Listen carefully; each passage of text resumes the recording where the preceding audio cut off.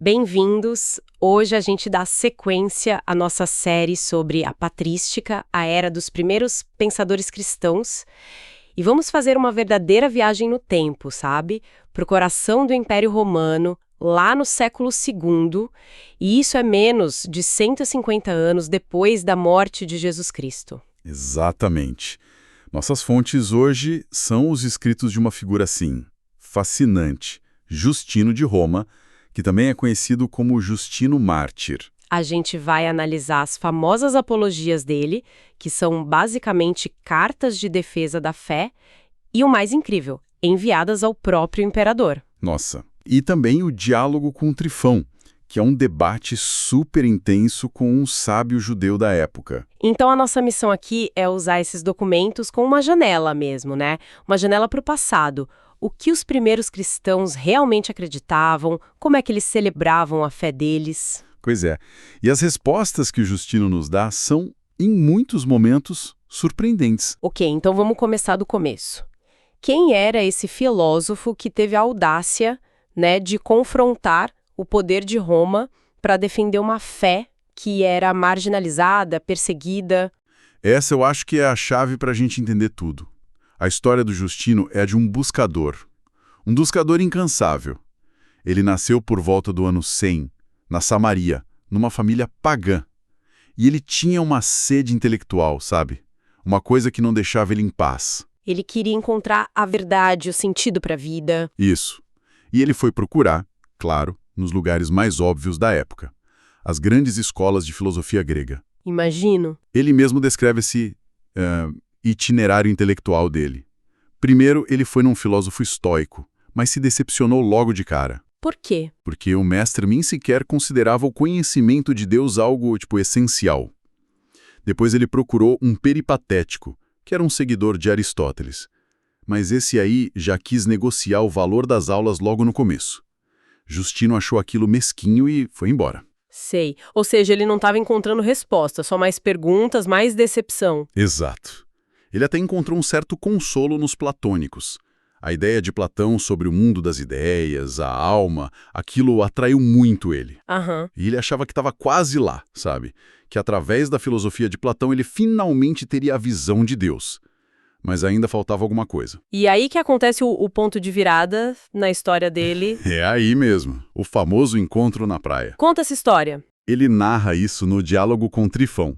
Diz que estava caminhando sozinho, refletindo à beira-mar, quando um ancião, de aparência bem venerável, se aproximou. Eles começaram a conversar sobre filosofia, sobre a alma, e esse ancião, de uma forma muito sábia, começou a desmontar a confiança que o Justino tinha na filosofia grega. Como assim? O que ele disse exatamente? Ele fez uma pergunta simples, mas demolidora. Algo como esses filósofos podem falar com tanta certeza sobre Deus e alma se eles mesmos nunca ouviram nem o ouviram? Uau!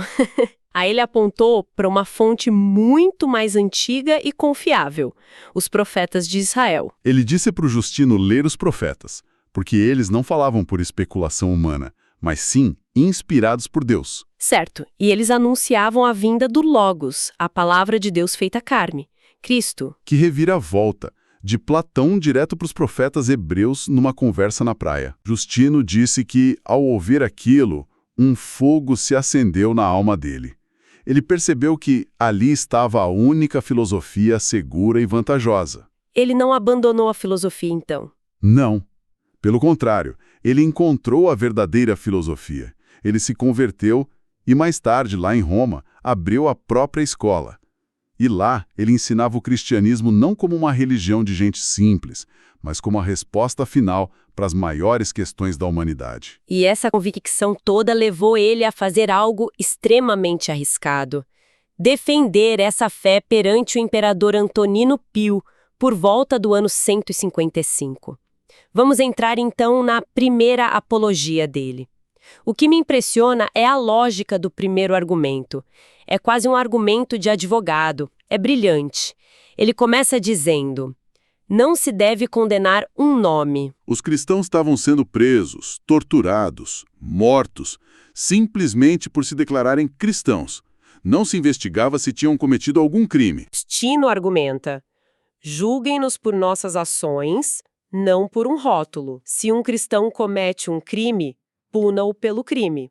Mas se ele vive de forma justa, é um absurdo puni-lo só por causa do nome que carrega. Ele está basicamente pedindo um julgamento justo, baseado em evidências, o que era um pilar do direito romano, né? Sim, ele usou a lógica do império contra o próprio império. E a partir daí ele começa a derrubar as acusações uma por uma. E a primeira até é surpreendente, ateísmo. Pois é, parece um contrassenso, né? Mas para um romano era lógico. Se você não adora os deuses de Roma, Júpiter, Juno, o próprio imperador, você é um ateu. Você está minando a base religiosa do Estado. Isso. E a resposta do Justino a isso é uma das mais antigas e claras profissões de fé que a gente tem. Ele diz, e aqui eu estou adaptando um pouco, não somos ateus. Nós adoramos o Deus da verdade, o Pai de toda virtude. Em segundo lugar, honramos o Filho que dele veio, Jesus Cristo, e em terceiro lugar, veneramos o Espírito profético. Pera um pouco. Pai em primeiro, Filho em segundo e o Espírito em terceiro. Ele está basicamente descrevendo a Santíssima Trindade para o imperador romano em 155 d.C. Isso é impressionante. É absolutamente impressionante. A gente pensa nos grandes concílios, tipo Nicéia, Constantinopla, mais de 150 anos depois, que definiram formalmente o dogma da Trindade. Mas a semente, a estrutura fundamental da fé, já estava toda ali, de forma clara, pública. Não era um segredo, não foi uma invenção posterior. Ok, e as outras acusações? Tinha também aquelas calúnias terríveis sobre imoralidade, de que eles praticavam canibalismo, incesto. Sim, eram as fake news da época. E o Justino refuta de duas maneiras. Primeiro, com a lógica. Se a gente acredita que nada escapa aos olhos de Deus, por que a gente cometeria tais atrocidades? Faz sentido. E em segundo lugar, e mais importante, ele apresenta os ensinamentos de Cristo. Ele cita trechos do Sermão da Montanha. Fala sobre a pureza de coração, sobre amar os inimigos, sobre a caridade. Ele basicamente diz: olhem para o que o nosso mestre ensinou. Uma doutrina como essa pode produzir pessoas imorais? Exatamente. Ele joga a luz do evangelho sobre as trevas da calúnia. Ele fala de pessoas que antes eram devassas, avarentas, violentas e que se tornaram homens novos pela fé em Cristo. A prova da verdade do cristianismo, para ele, era a transformação de vida, a capacidade de transformar vidas de forma radical e positiva. Ok. Então ele se defendeu das acusações. Mas ele não parou aí, né? Ele foi além da defesa e partiu para a ofensiva, no bom sentido, mostrando para o imperador o que os cristãos realmente faziam nos seus encontros. É aqui que a apologia se torna um documento histórico de valor incalculável. Sem dúvida. É como se ele abrisse as portas da liturgia cristã do século II, como se a gente tivesse uma câmera escondida numa reunião de domingo do ano 155. Ele não tinha medo de que isso fosse usado contra eles. Não, ele queria mostrar que não havia nada a esconder. Ele começa falando do batismo. E o que ele diz? Ele não descreve o batismo como um simples ritual.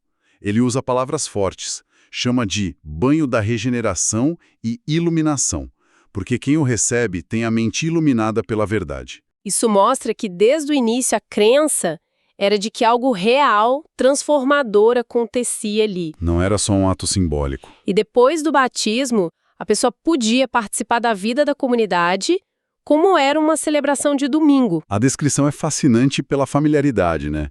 Ele diz que no dia que chamam de Dia do Sol, o domingo, todos os cristãos da cidade e do campo se reuniam no mesmo lugar. A celebração tinha duas partes principais. Primeiro, a liturgia da palavra. Liam-se as memórias dos apóstolos, ou seja, os evangelhos, ou os escritos dos profetas. Depois, aquele que presidia a assembleia fazia um discurso, uma exortação, o que a gente hoje chamaria de homilia. Isso é basicamente a estrutura da primeira parte da missa, ou de um culto protestante até hoje. Leituras e pregação. Exato. E a segunda parte? Depois da pregação, todos se levantavam e faziam orações em comum. E aí vinha um momento central. Traziam pão e uma taça com vinho e água para aquele que presidia. Ele tomava e pronunciava uma longa oração de ação de graças, em grego Eucaristia. Eucaristia. E todo o povo aclamava, dizendo Amém. E como ele entendia essa Eucaristia? Era um símbolo, uma refeição? A descrição dele aqui é crucial. É aqui que não há espaço para ambiguidade. O Justino é explícito. Ele diz ao imperador: este alimento não o tomamos como pão e bebida comuns. Do mesmo modo que Jesus Cristo se fez carne pela palavra de Deus, assim também nos foi ensinado que o alimento consagrado se torna a carne e o sangue daquele Jesus que se encarnou. Peraí, vamos processar isso. Ele está dizendo, com todas as letras, que o pão e o vinho se tornam o corpo e o sangue de Cristo. A doutrina da presença real, que é um pilar da fé católica e ortodoxa, sendo afirmada aqui em 155 de forma inequívoca. Preto no branco. E no diálogo com Trifon, ele vai ainda mais longe. Ele chama a Eucaristia de o verdadeiro sacrifício. O sacrifício puro profetizado por Malaquias no Antigo Testamento. Aquele que seria oferecido em todo o mundo. Isso, não mais os sacrifícios de animais do templo. Então, a dimensão sacrificial da missa também já estava ali. Isso quebra completamente a ideia de que essas doutrinas foram invenções da Idade Média, né? A estrutura da missa, a presença real, o domingo. Já estava tudo consolidado. Era a prática comum das comunidades menos de um século depois da morte do último apóstolo. É uma corrente de fé que flui de forma contínua. Saindo um pouco da liturgia, o Justino, como bom filósofo que era, também tentou criar uma ponte com a cultura greco-romana. E ele usou um conceito muito importante para eles: o logos. Sim, essa talvez seja a contribuição teológica mais famosa dele. A palavra grega logos é riquíssima, pode ser palavra, razão, sentido. O princípio que ordena o universo? Isso. Para um filósofo grego, logos era a razão divina que colocava a ordem no caos. E o que o Justino faz com esse conceito? O que ele faz é genial.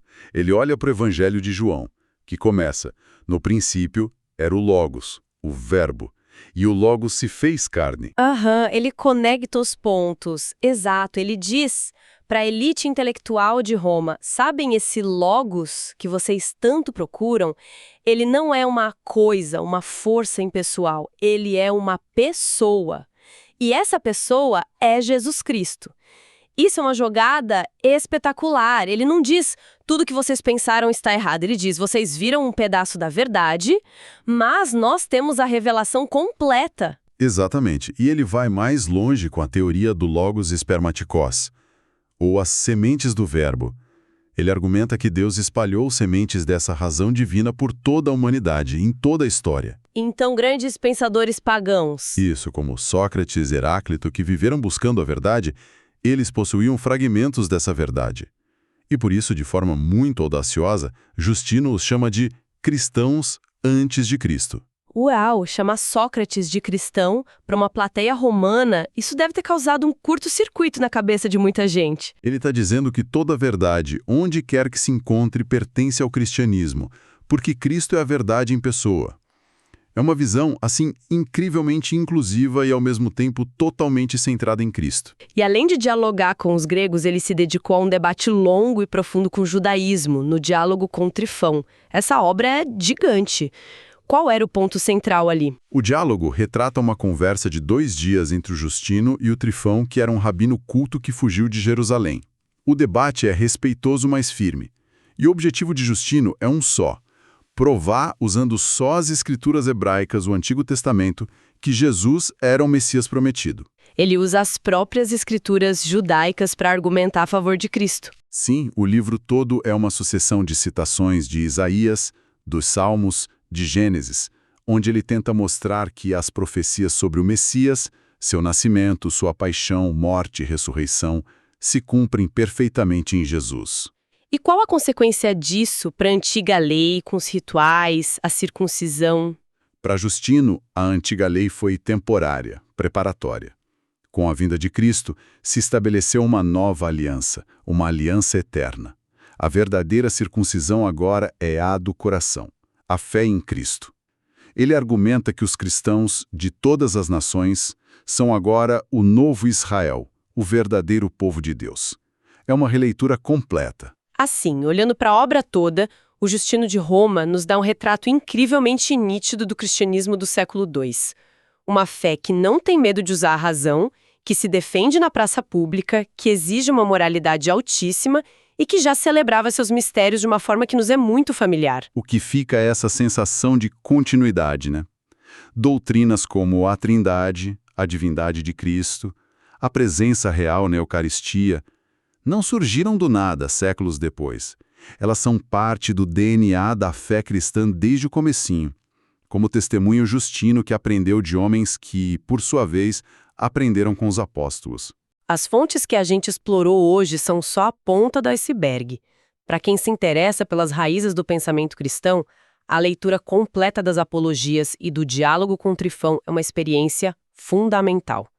E é importante lembrar do apelido dele, Justino Mártir. Toda essa defesa corajosa da fé teve um preço. Ele foi denunciado, levado a julgamento e, por se recusar a sacrificar aos deuses romanos, foi decapitado em Roma por volta do ano 165. Nossa! Ele selou com o próprio sangue o testemunho que deu em palavras. O Justino argumentava que a coragem dos cristãos diante da morte era a maior prova de que a esperança deles não estava nesse mundo. E isso talvez nos deixe com uma reflexão final, né? Quais verdades são tão fundamentais para uma pessoa a ponto de se tornarem inegociáveis, mesmo que custem a própria vida? Convidamos para o nosso próximo encontro.